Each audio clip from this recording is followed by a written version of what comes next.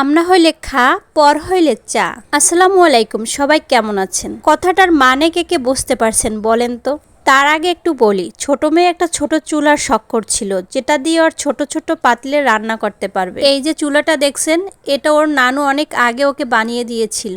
কিন্তু এটা দেখতে সুন্দর হলেও ছোট হওয়ার কারণে এটা সত্যিকারে রান্না করা যায় না। তাই মেয়েটা আর একটা ছোট চুলার আবদার করেছিল, যাতে ওর ছোট ছোট পাতিলগুলো বসিয়ে রান্না করতে পারে। কিন্তু ওর নানু অসুস্থতার কারণে এখন আর কাদামাটি ধরতে পারে না, আর আমিও কখনো চুলা বানাইনি। তবে বানাইনি বললে ভুল হবে, সে ছোটবেলা মাটির হাঁড়ি পাতিল, ছোট চুলাও বানিয়েছিলাম। তা তো হচ্ছে সেই অনেক বছর আগের কথা, তারপর আর এই কাদামাটিতে হাত দেইনি। তাই যারা চুলা বানাতে পারে তাদেরকে বলছিলাম একটা ছোট চুলা বানিয়ে দেওয়ার জন্য। কিন্তু ওই যে কথাটা বললাম, আমনা হইলে খা, পর হইলে চা।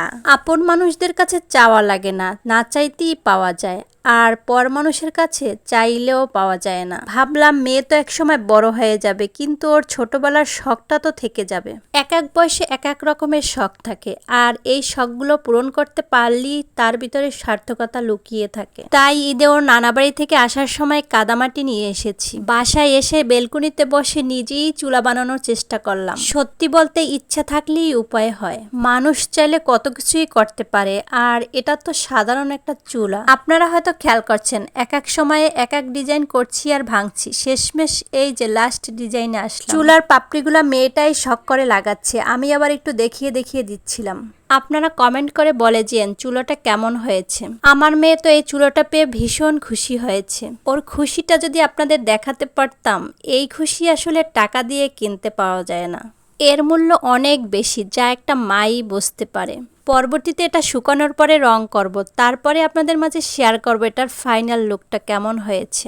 সত্যি বলতে যেমনই হয়েছে, মেয়ে যে খুশি হয়েছে তাতেই আমি অনেক খুশি। এই চুলাটা বানিয়েছি কিছুদিন আগে, ভিডিওটা আজকের আপনাদের মাঝে শেয়ার করলাম। এই চুলাটা পেয়ে ও যে এত খুশি। চুলা বানানোর পরে আমি চেয়েছিলাম ছাদে নিয়ে এটাকে শুকাতে, কিন্তু ও তাও দিতে চায় না। আমাকে বলে, আম্মু এটা বেলকুনিতে বসে আস্তে আস্তে শুকাক, তাও আমি ছাদে দেব না, যদি কেউ ভেঙে ফেলে। মাঝে মধ্যে নিজে এসে টিপে টিপে দেখে এটা শুকিয়ে গেছে নাকি। মানে হচ্ছে ও খুব এক্সাইটেড, কখন শুকাবে আর কখন রান্না করবে। যাই হোক, রান্না করার সময় আপনাদের মাঝে শেয়ার করব কেমন রান্না হচ্ছে। তো এখন চলে যাচ্ছি, সবাই ভালো থাকবেন, আল্লাহ হাফেজ।